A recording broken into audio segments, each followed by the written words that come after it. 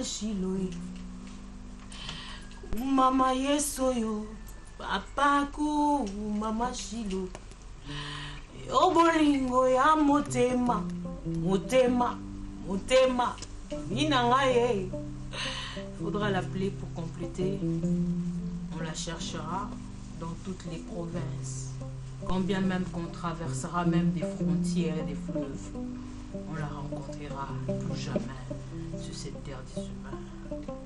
Quoi de plus normal que de pleurer avec ceux qui pleurent? Quoi de plus normal que de se souvenir un jour, ça passera. Voilà pourquoi nous disons aujourd'hui, aimons-nous vivants. Aimons-nous pendant que nous sommes en vie. Et bien comme annoncé, chers téléspectateurs, la RTGA n'a pas voulu rester insensible envers celle qui nous a quittés, celle qui fut notre amie, qui était là, qui nous accompagnait dans beaucoup de circonstances, qui a su également par sa voix, par sa chanson, eh bien étancher la soif le plus profond de nous, et qui nous a accompagnés dans notre moment, dans nos moments d'adoration, de louange, dans nos fêtes, pourquoi pas dans le deuil. Eh bien, chers téléspectateurs, aujourd'hui, nous voudrions lui rendre hommage parce que le Seigneur a décidé autrement.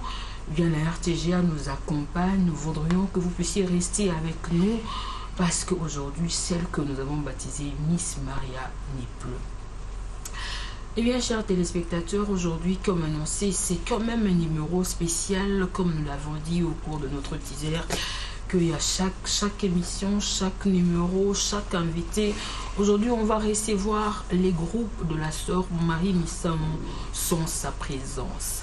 Eh bien, on va chanter, on va adorer Dieu avec la voix qui sera peut-être à peu près comme la sienne, mais ce ne sera pas elle. Chers téléspectateurs, les amis sont derrière les caméras, la régie, les décors.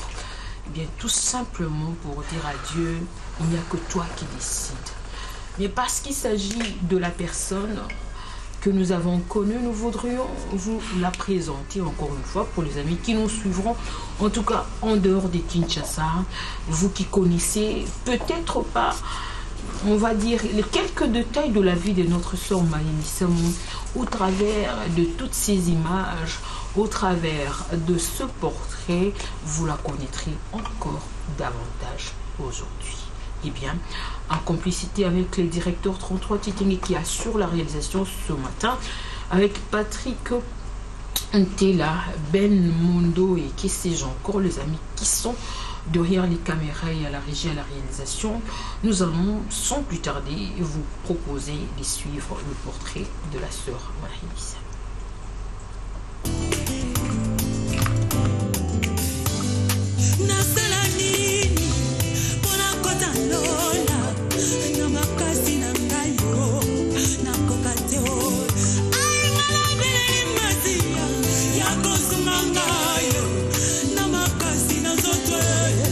Cette belle voix angélique que vous entendiez, vous l'entendrez plus jamais si ce n'est qu'à travers ses œuvres.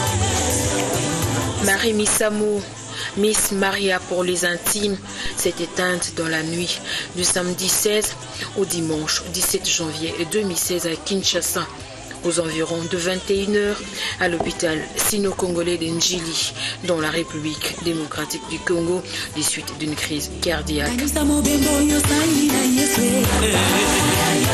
Pour sa petite histoire, Marie Missamou est née le 16 novembre 1974 à Kinshasa. Fille de Ngolo Ndombasi et de Batekila Sophie, septième d'une famille de 8 enfants, mère d'une fille du nom de Ruth Missamou, Marie Missamou a commencé sa carrière très jeune, à l'âge de 11 ans, à l'église La Réconciliation dans la commune de Massina.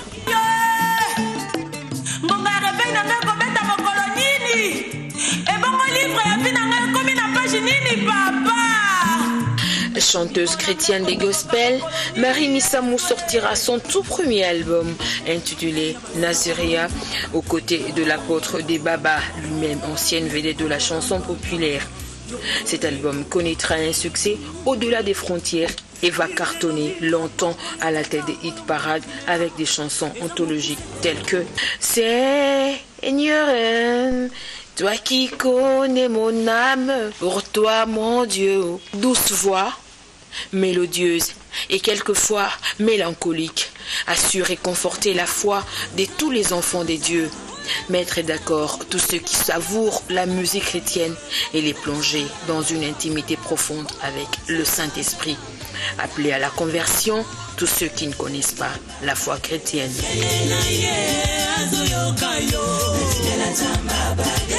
À son actif, Marie Missamou nous lègue cet album. Cette femme spéciale du gospel a développé un style unique à son genre avec des pas de danse dénommés danse Yabarobo.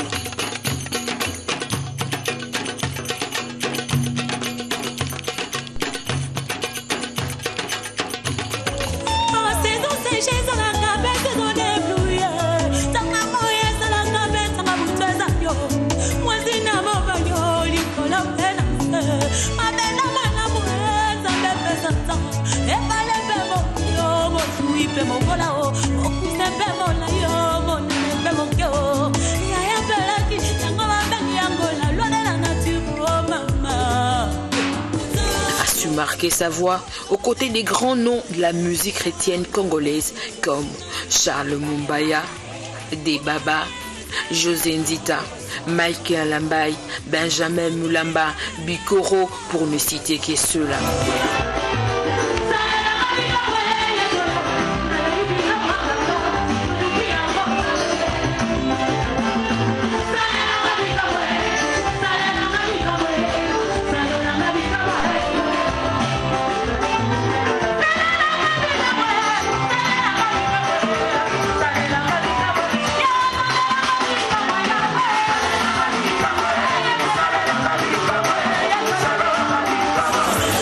Complète, Marie Missamou n'avait pas seulement la musique dans le sang, mais aussi l'art dramatique et les théâtres avec le groupe Sinark à travers la pièce Mama Bokilo.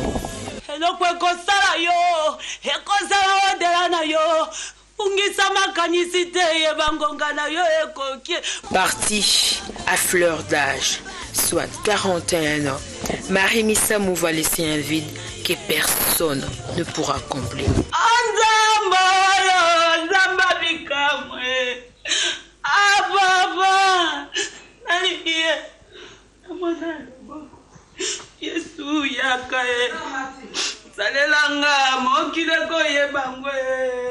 Le Seigneur a donné lui-même aussi.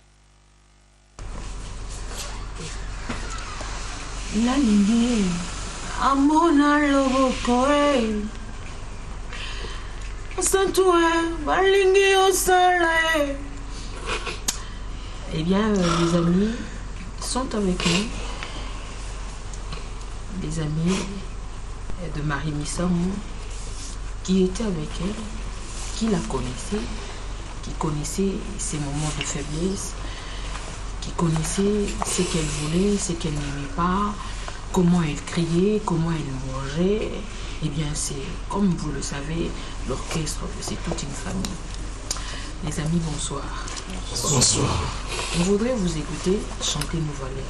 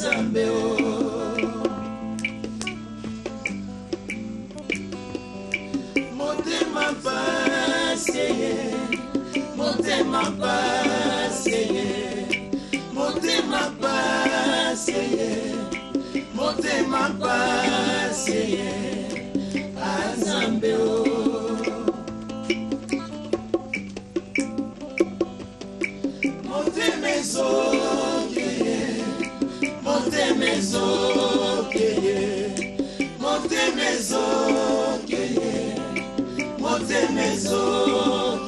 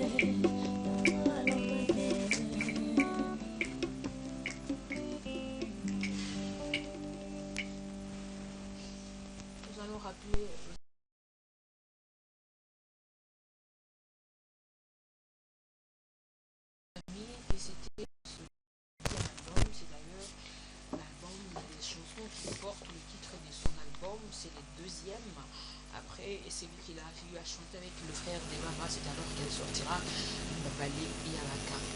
Eh bien, certes, elle est partie, mais elle est morte de quoi? Cette question persiste. Elle est morte de quoi? Comment c'est arrivé? Eh bien, nous avons cherché celle qui était à ses côtés, celle qui l'a accompagnée, qui était avec elle. Et ici, c'est lui qui était sur son chevet quelques minutes avant qu'elle puisse se rendre là. Il s'agit donc de celle qu'on appelle Maman Esther et les pasteurs Sony Kafuta que nous allons écouter tout de suite.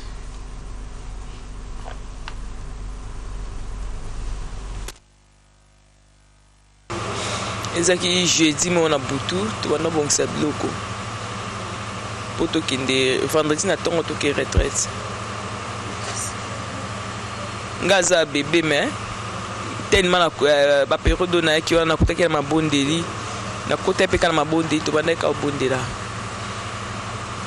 tobongisi biloko vendredi na ntongo toke priere na masina toye tokomi mpe na retraite. Premier jour to prier tokati prière na ba 2h 3h nda bisinga bazoka bien te so tongo etani to benga médecin ana ba aya po ba pareil o ba cheka ki nango tension na o batela ke sucre zaki sur place ba otale ni to ya sucre na tension médecin on presque nyoso to benga ba téléphone ba zaki o kanga to me ko poussa na armée du Sali ezaki pe férié ba ezaki na moi retard au coma bon ye le quoi azaki ne mwana changu ne mwa lobane na za mwana changu toki hôpital na biso ya quartier Setiza na Njili ba talangani ndi kokoma tokoma pe na hôpital aza otambola ne ye moko aza olobane pe ye moko tokiti pe tokei ba examiner tant ba sisi osala ba examen na ko consulter nde ba décider ki aza en observation azonga te et tokene na médicale za ba 7 heures je crois pour tout le monde inda ko to ya médicale tout le monde to comme un hôpital pe tant ba bana opesa soin na kanze ko koza tam ba 10 heures le temps ba examen si là ba résultat bima ba bana soigner abanjo soigner ayo perdre kolobaka na ngonga mwa mukie azuma koma moka ya mukie na okene mba moko andaki ndenge nini normalement ngana utaki na Cameroun na Yaoundé via Douala nazalaki na activité évangélique à partir d'activité évangélique wana nazolaki contrat moko accompagner ngai na mois d'avril. Et c'est qui tout ça la communion fraternelle, c'est-à-dire un dîner. Il y a 500 couples et qu'il y a c'est qui a agrémenté Ango. Il fallait qu'il y ait bimana orchestre mobimba. Alors le jeudi passé, na benga qui na téléphone, na yebisie à CPLA qui a lobby non, je n'ai rien à dire aux décisions sur Yokozwa na commis incliné na Yango.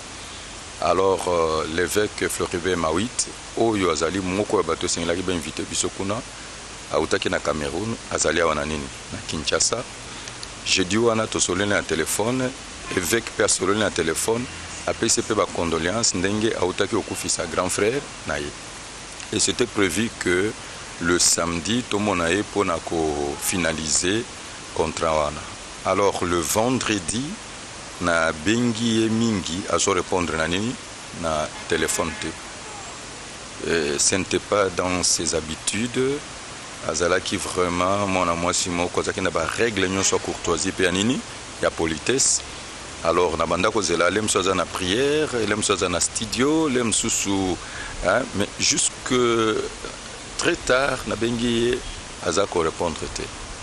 Alors samedi, ngana kendeki na côté ya Bakongo na retour nazaki na zamba obenga Telecom na kendo sala inspection kuna na retour alobina benga parce que tolinga to mona na 21h évêque sengela ka sisa côté na 19h30 awa le temps que ami remettre en état ngana bisai ki na 21h tozo kende pa na ndako na évêque parce que présenté banini ba condoléances peto solo là au sujet il y a contrat wana. Alors na bengi ezaki vers na ba 19h téléphone est sonné si ma maman Esther Ayambi. Or dès son vivant jamais mutu mususu ayambanga na téléphone na et na kanza kile msuna sala erreur na bengi mutu mususu sima na tuni est-ce que zali numéro ya sœur Marie abi oui.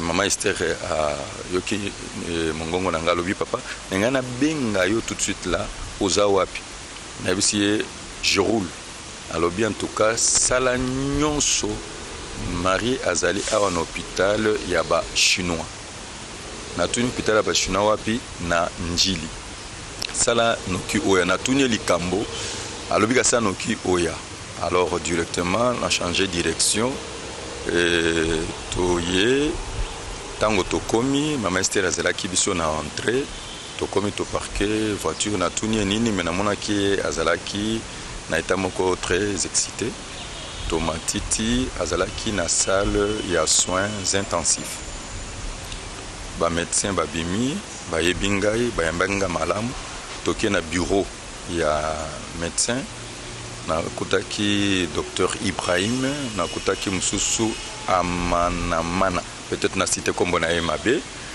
alors ba yebsinga lobi que non ba yambaki na hôpital akomaki na tongo vers 7h mais na soins intensifs bakotisie na entre 11h 12h nde état esa lokola komi aggravé natuni tableau sur quoi balobi te bamoni taux ya cycle na ye ezali très accentué ezalaki na ba 360 baremarke mpe ke azali tension na ye eza komata mais eloko monene baconstate ke aza na bapota na nini na poumon et respiration na ye ezalaki nini makasi natuni bango soki bakoko permettre na bondela mpo na ye babi non y a pas de problème ntango tokoti bazalaki alali na mbeto batiaki ye bombono ya oxygène e natuni nakutaki bainfirmier ebele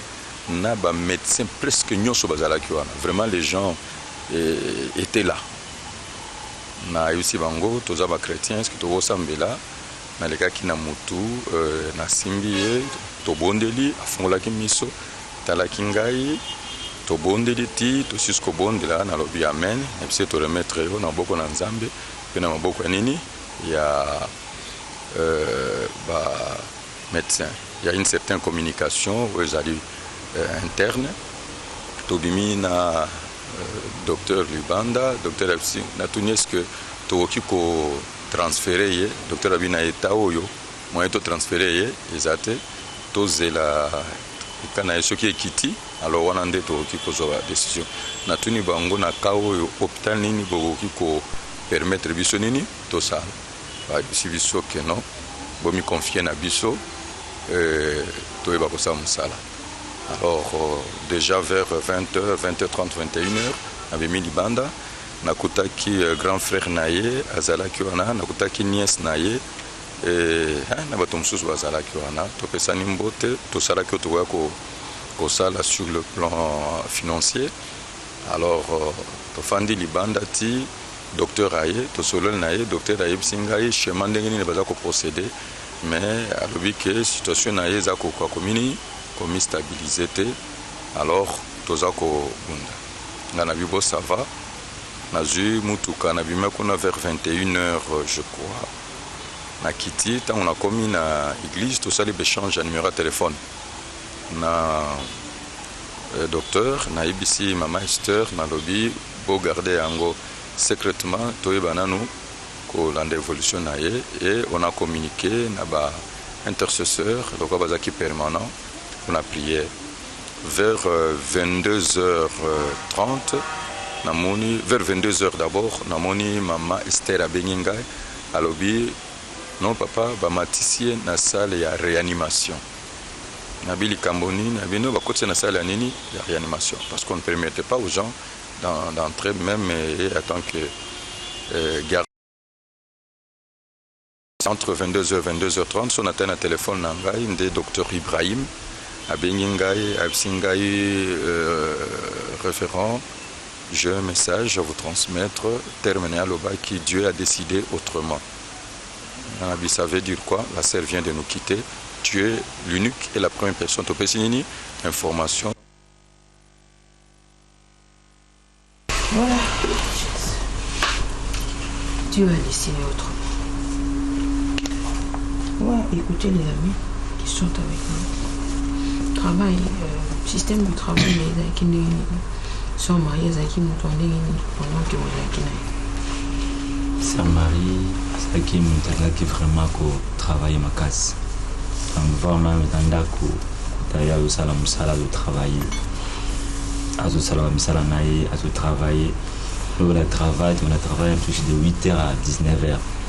Donc nous travaillons vraiment trop. Parce que c'est que tous les missions pour déclarer. Mais c'est rare travailler sur le souvenir. Bon, on peut y sur temps, on travaille sur ti, après-midi. Si il y a bien mis en automatiquement soit zéro. Donc on travaille jusqu'à ce que nous avons fatigué, le ça va passer. Donc on comme ça na bon et puis on essaie de comment la production boy. On aime ça rendre par rapport à travailler dans le salon. Ça va bien moins bien la production. Regarde, on a quelques bandes qu'on a eu, même ça là qui est un travail de musicien à Sormaï, ça m'a dit Alinga ko travailler, mais qu'est-ce que les amis qui sont avec elle, au fait, qui font le même travail qu'elle, Bazo Kanissa, par rapport à Moussalalay? On écoute, musicien chrétien.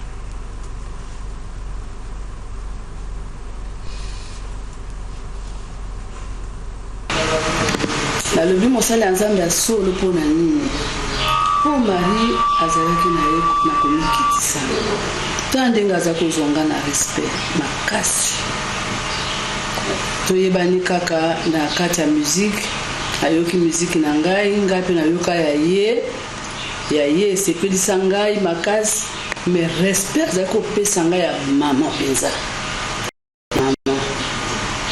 ya mama parce que tosalaka mpe émission na yo ti okendaka mpe kotuna ye mpo na ntina na ngai maloba ye ayebisaki ngai akotaki ngai na mikuwa non seulement ka na motema me elandaki ntina mikuwa donc etikalaki na ngai c'est pour dire ça alors Marie azalaki na komikitisa makasi ata ntango nasalaki concert na Paris oh là là elle était parmi celles qui m'ont soutenu. Na bengi Marie a sengi mbongo te, Marie a yembango kosunga mama na ye. Na kati ya vale ya baka, ekomaka pasi pona moto aya kotala yo, ata motema eboyi séparation. Okomona kaka ezali koyela yo, nakima wapyo. Na kati ya vale ya baka, bonheur nalingaki kosima nyonso ekimneko kima mosika na ngai yo na kati ya vale ya baka motema pasi yo natikali na basouvenir na ye ebele kutu ya suka ezalaki ntango nabengi ye nayebi ke nabungisa nimero na ye moto opesanga nimero yango nabengi ye parce que producteur moko ayaki aproduire biso mibale na mbandaka nde nayi kobenga ye alobi pas de problème basoli pe na producteur wana tonga to sala on na août mais lokwa makambo ngo esimbaki te babe to chango ane oyo to solola kinaye na yo section kuna bi yo sa maîtresse biso to sa ba élève abi nanga ndenge nini na parce que biso to za bateau na église kuto bakoma ko benga biso sœur Marie au moins so ya interpréter nze mono na ko kende na tongisi elamba ka ndenge ya lataka olati tina tongisi na bilamba misusu tina ba bateau bayebi yango elamba na cravate ya mulai pona kana interpréter nze mono c'est-à-dire za bateau apesa so makasi ya kosala musala oyo ya koyemba ko interpréter banzembo na ye na yebi mko liboso mtu bazo mbongo to montre bakabelanga ezaki na nzembo ya Seigneur. Oui, pona c'est Marie donc tout d'abord no tango nous vane kwei toyoki yango ngana sambelaki nzambe ke no ezala rimer ndenge na kishata tomesana na ba rimer ke ezala kama ke ele ya pamba et ke ezali réalité te mais à notre grande surprise il a confirmé que c'est Marie azas na bisote ndeko wana azandeko to yebana kile makasi to tambola kinaye nanda kuneba visite réunion so en tout cas azaki mama ya kilo do pona koyeba se Marie la faire kopusa na pembe na ye po yeba ye azaki na bonzambe makasi alinga ba prière alinga ba jeûne mais voilà suka atiki biso akei donc sœur Marie azaki sœur moya makasi travailleuse donc so moni ndaku ne wana bo moni ba décor nyonso na ndaku ne wana na kati eza na kati ya ndaku eza libanda ye moko mtasala yango eza mutute po epanga kutu tia ke ibo ela fallait ko travailler pa na ngai abinanga ya flo soki ba misala na yo ndako wana si ile komi prêt benga ngana ko selo ba décor libanda wana donc mama na zojo basima tango to tonga ndako ne wana to kasoko bato bandoke no kotale bandako mona azali travailler za courageuse azo sala musala na ba masona yena ba do akoma ko la boy maso yemo do ba décor wana yemo ko ndasala ngo za mutasela ete donc bon ils ont pas si mis pour nous ma sœur Marie parce que ça n'a pas sauté ah ouais ça a pisé l'image na miso tozole laye accueilli au-delà d'être ému au-delà d'être fauché dans son amour propre je dirais que je suis le plus malheureux parce que moi la sœur Marie je lui réservais une surprise dans mon album je lui ai fait un clin d'œil je pensais lui faire une surprise mais maintenant ça sortira à titre posthume. Les gens croiront peut-être que je l'ai fait parce qu'elle est morte, que ça a eu du buzz comme ça se passe comme ça. Ben, c'est malheureux. Voilà combien de je vais chanter. Soki pe pasi nanga eza vale ya baka eyemba Marie misamu kasi longisa ngai pe yawe motema pasi yawe. Voilà, j'avais pensé à elle. Malheureusement, c'est la seule personne qui a une Dieu à Boulantoulou, on les faisait mieux avec elle. Donc c'est vraiment une complice qui est partie, malheureusement. Merci. Ceux qui Nathalie ndenge liwana esalemi batunsu bakolo bao balobi batunsu bakomono bamoni minga Nathalie kana badate abotami le 16 novembre mais akufi le 16 janvier 2016 et puis est tombé samedi. Il y a vraiment prophétique nzamba lingaki azwaye na mokolo yo badate ya yaki na mokili dotokumisi nzambe pasi ezali azamoko yo ya likabo mune je crois igeto yebi comment mama lela alinga ya Marie Misamu mingi yebi même notre Raphaël ezaika ka avant qu'il ndifika yemba pour 100 jours au moins ndenga loba ke banzembo mususu elingaka mama malela elingaka ka 100 jours il faut ka nzambe o yazo sala ami monisa pour nanga témoignage na ezaki azana hypocrite ce qui likambo ezali alinga loba lobi alinga sala sali. Et puis mingi mingi azai ko respecter basali nzambe. Vraiment. Nzoto na ye pe bana kimia molimo na ye nzambe oya likolo nda yebi na nyonso soki mosala nyonso yo Maria sali na mokili. Et yambami na loboko na nzambe to yebi ke place azali sikoyo azana kimia. Na senka bana nzambe kimia ezala et surtout bana changu kuna vraiment na masina na njili des ordres des alate. Maria azamu to bato bazolele siko mokili mobimba. Mais tout comme ici ensemble, tous ici merci. Il y a Koufi, mais misala. Oh ya salaki na kombo Yesu Kristo etika ina mokili. Ko mama Yesu yo, ko mama Shilwe, ko mama Yesu yo, papa ko mama Shilwe. He bolingo ya motema motema motema vina ngaye. Yesu akanganga singa na kingo. Hatana kimi nazongela kayeshilo nazana ba souvenir rebelle à malamu ya sœur Marie Misamu moko ya ba souvenir na ko ikoloba ezali je me rappelle concert à Liboso au sœur Marie Abeta concert na ye à Liboso professionnel avec ben instruments bien lumière et tout ça ezalaka na Cinépolis Cinémax à l'époque. Sœur Marie a bien garangaï na la première partie, c'est-à-dire na ça lever des rideaux ya concert wana parce que ngana bimisa ina na album te ayeba ki que na bande ko préparer album moko alors abenga singano Benjamin concert na obeta eza concert mo munene ba bazali belé ba journaliste ba bazali belé ba producteur ba bazali belé tout ça non c'est là vraiment oya ma partie à Liboso pour batu o ba ebioté ba remarquer yo et vous allez bien pour na yo abenga avec beaucoup d'insistance donc mutazo benganga po na intérêt na nga moko mazo benganga azo insister makasi et lo kwana na kokyo bosa na ngote Marie Misamu azalaki vraiment artiste mo munene je pense ceux qui ba woi esika bazalaka ba monaka ou bien bazalaka na possibilité ya roloba sœur Marie nga loba na frère Benjamin bilelanga ndi na nzembo. Alors na lelie ndenge biso ba yembi to la ba oya biso na nzela loyembo parce que c'est quelqu'un qui m'a vraiment marqué. Nana ba souvenir na ye vraiment ebelé. La sœur Marie était plus qu'une sœur pour moi. C'était la seule personne na milieu à musique chrétienne. Oyo ngana kukai kozala peut-être nana problème moko personnel mais na beteli li solo. Likamso na royebisa batuke mais na robeteli li solo. On a dit que c'était quelqu'un de confiance. Azaye mutu moko te ya kotonga tonga koloba loba. Azaye mutu moko azaki na bolingo ebele.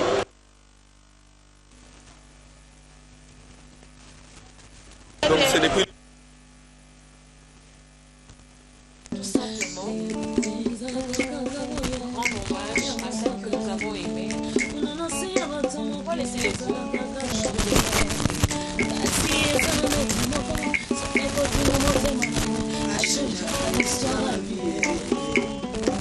impossible.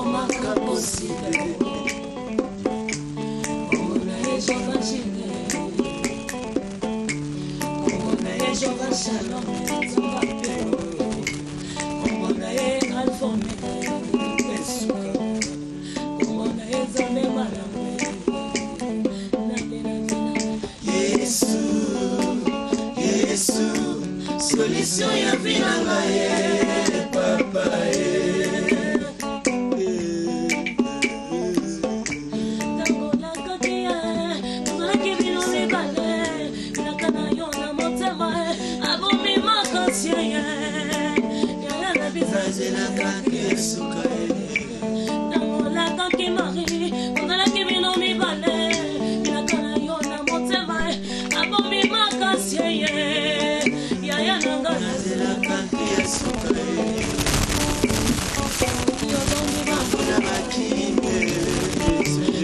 Soko salita tokotina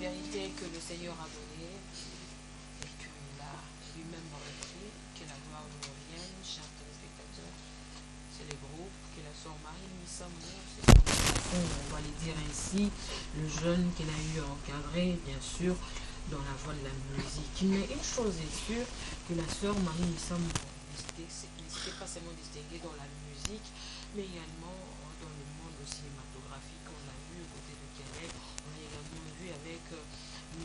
Loisequois dans les habits neufs du gouverneur. Eh bien, on va les écouter.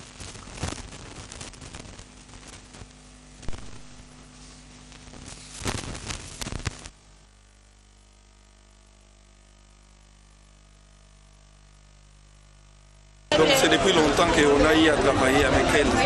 Déjà en 2003, à intervenir dans le film, nous sommes tous à la titre de la fait des bords. En 2005, on a réalisé un film, nous sommes à la et ça a un long métrage, extrait, je crois que on est capable de ça. Et on a d'une bonne qualité, à et puis Azalak toujours au centre de Azalak qui est extrémiste était quoi, qu'elle pouvait parler parce que pour moi c'était ma soeur, mon ami, Abenganga Kalewa, Abenganga Missam, Azalak facilité pour Bengue Marie, parce que Azalak Batunion sauté. Elle avait tellement un grand respect, notre respect belé, parce que Bissoza premier va rare Marie Boni. Donc c'était vraiment quelqu'un de mon ami parce que de temps en temps, étant donné qu'il y a dans le quartier Mouko, elle assistait ce qu'on faisait. C'était commencé comment? Une fois que tu as joué, alors petit à petit, ils ont idée. Ah, pourquoi ni Charlène a joué pour aider? Ah, pourquoi ni pas quoi jouer pour aider? Ah, ouais. Pourquoi jouer à ta tableau Moko? Et c'était les débuts. Malé a commis pour intervenir ponctuellement jusqu'à ce que Nata Moko, on a Basukawa, a commis Tronda, c'est Marie.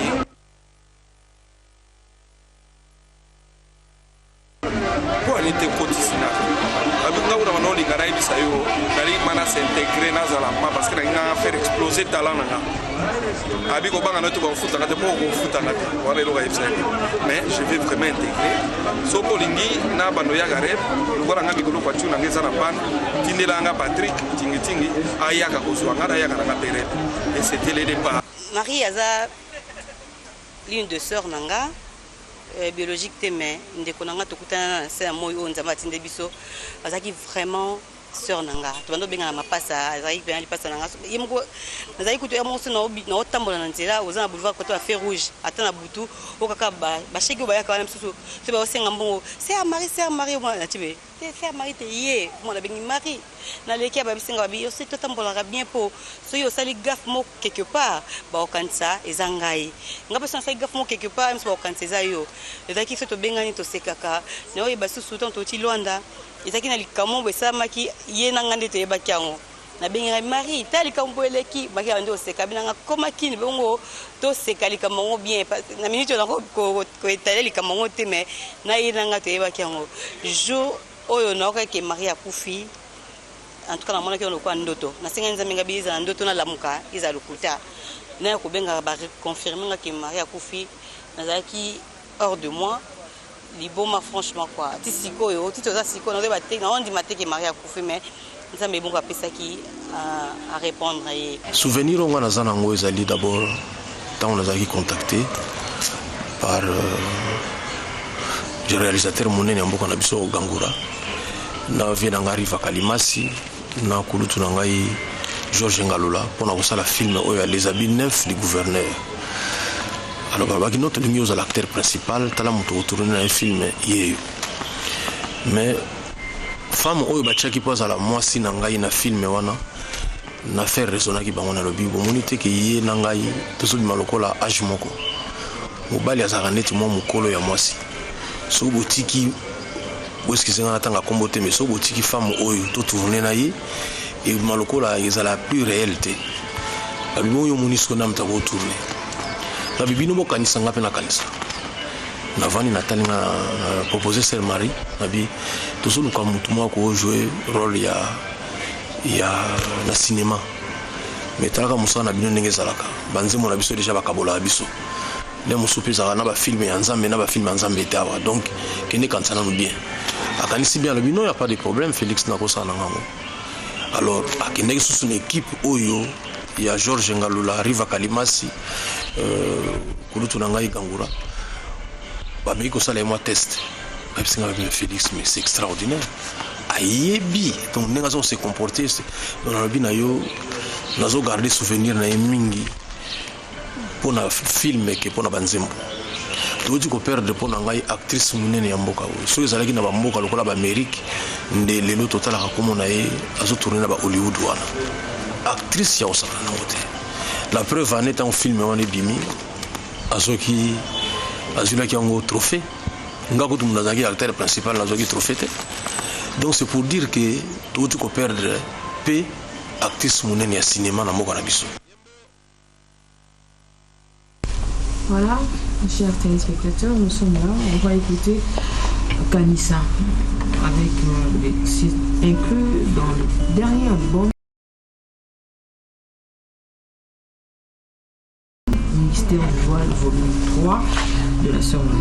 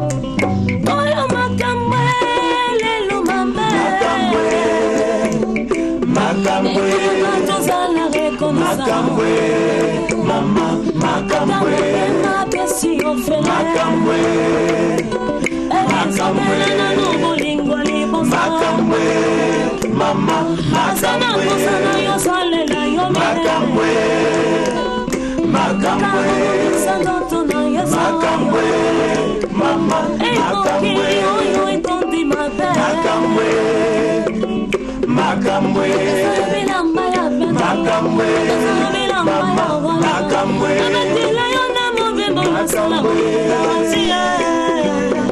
Yesu nanga bolingo ya motema te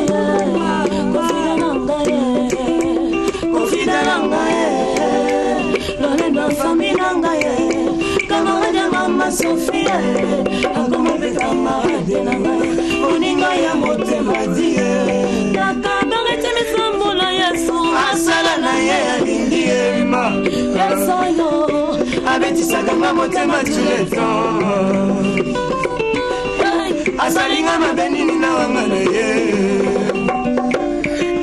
bozotindanga na mpe mwana kende wapya ngoma ngakutu bolingo na ye tonanga na semwe ekonanga ya mongolia matete nasina moi oyo keba okosima moto Mungu wa baraka Mungu wa uzima Mungu wa salama Mungu wa mapendo nalela nalelanga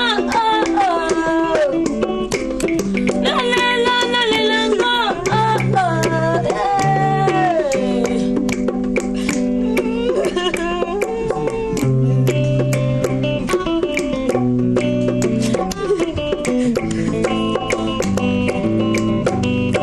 nasala nini unakoza bona na makasi na ngayo nakoka te enga nabelela masia ya kosunga ngayo na makasi na nzoto nakoka te yawe kumama yawe kumama yawe kumama yawe kumama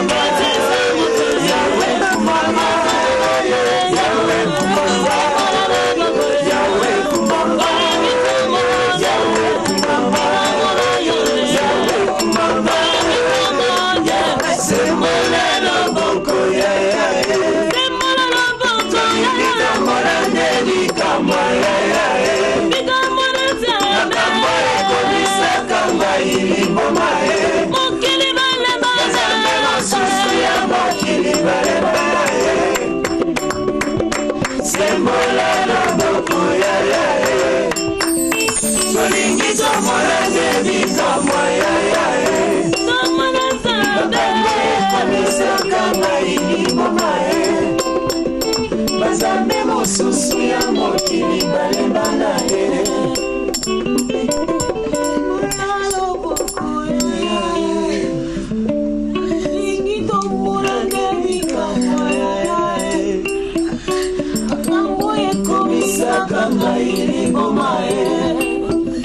Bazambe mosusu ya mokili balembana Sembola loboko ya Lingi tomona ndebi kamwa ya Makambo ekomisa Susu malaki balamuki te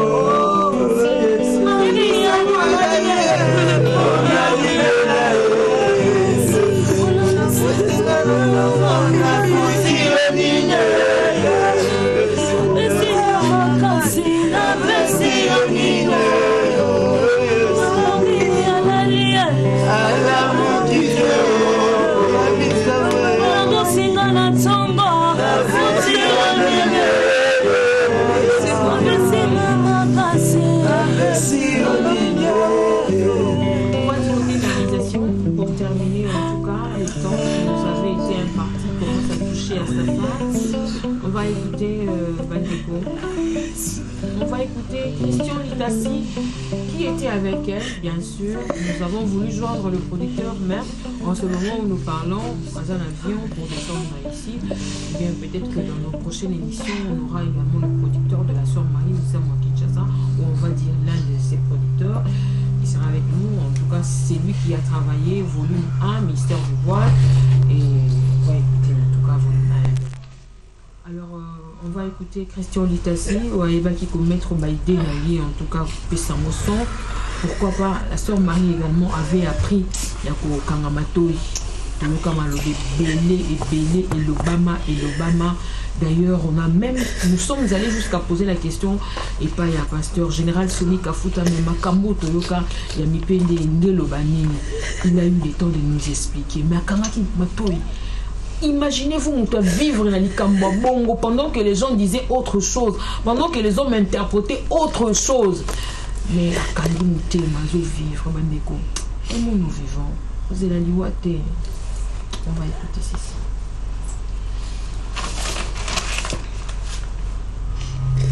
Donc il est arrivé des fois au monde, Toyo Kanité, na siliki et pas siliki, na kati séance.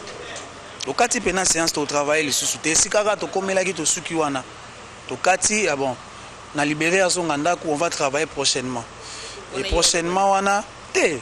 Bon, généralement Azaki n'a pas qualité à ba grand artiste. Marie Azaki grand artiste, elle nous a laissé, elle avait ces qualités là parce que car artiste a mikende ba ko comprendre ma mususuté.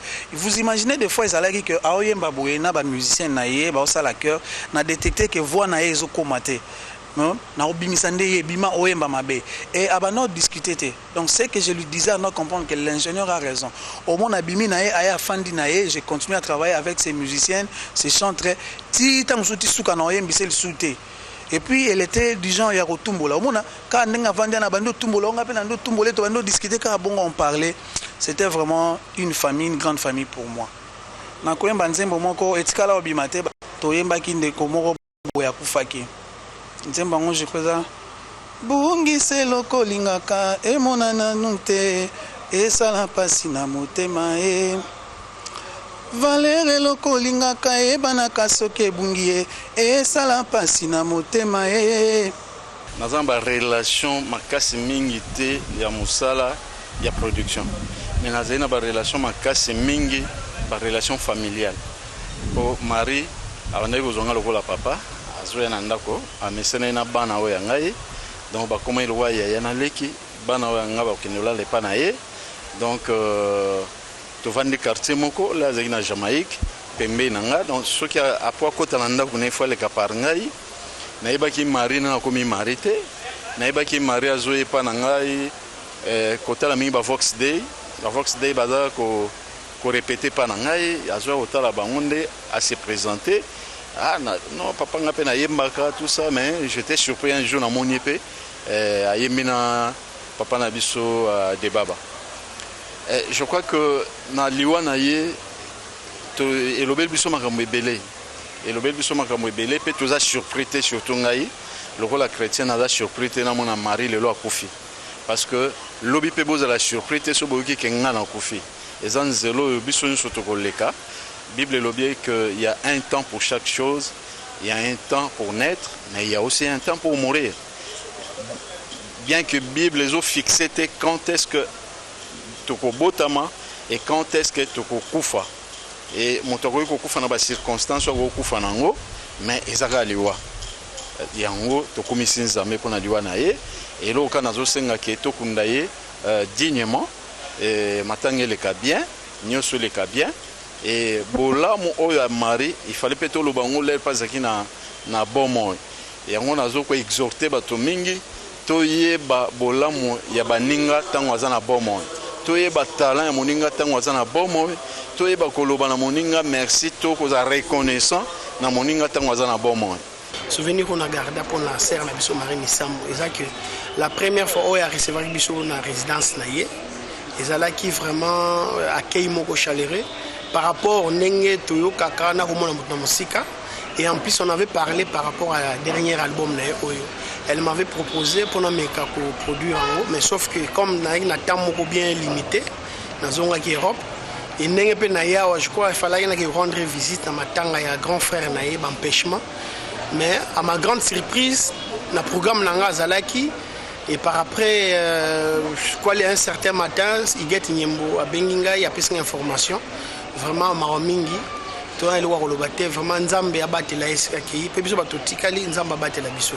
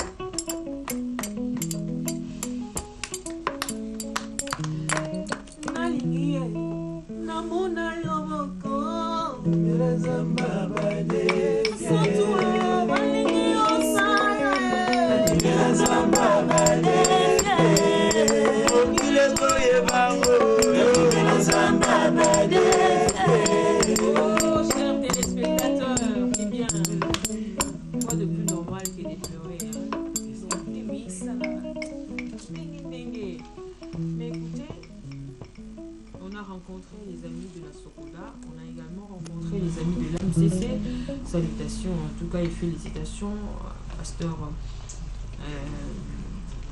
Patrice Ngoli Moussoko. Est-ce qu'il y aura-t-il mariage entre la Sokoda et la MCC? On écoute les amis qui le disent, les deux entités qui le disent ceci.